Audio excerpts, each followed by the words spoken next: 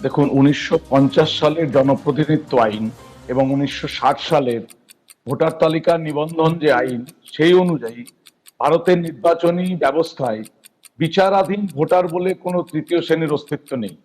এই আইনের ১৬, ১৭ এবং ১৮ নম্বর ধারায় স্পষ্টভাবে বলা আছে, একজন নাগরিক হয় যোগ্য ভোটার নতুবা অযোগ্য ভোটার, এর মাঝামাঝি কোনো গ্রে এরিয়া নেই।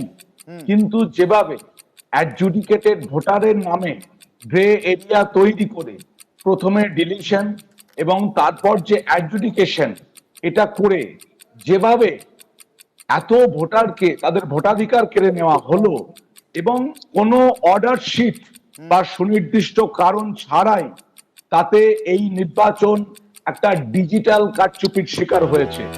এই প্রসঙ্গে আমি বলতে পারি, নির্বাচন কমিশন বনাম মদনলাল ১৯৯১ সালের মামলায় সুপ্রিম কোর্ট বলেছিল, ভোটার তালিকা সংশোধন প্রক্রিয়া কোনোভাবে একজন যোগ্য নাগরিকের ভোটাধিকার হরণের হাতিয়ার হতে পারে না।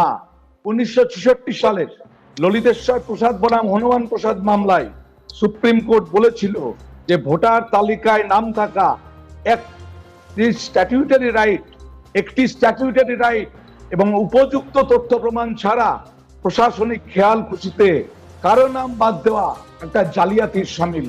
এই জালিয়াতি করা হয়েছে এবং আগামী নির্বাচন যা হতে চলেছে তা একটা ডিজিটাল প্রতারণা বা ডিজিটাল জালিয়াতি, যার শিকার হয়েছে ৯০ লক্ষ মানুষ এবং দুর্ভাগ্যজনকভাবে সেই তালিকায় মুর্শিদাবাদ সবচেয়ে উপরে।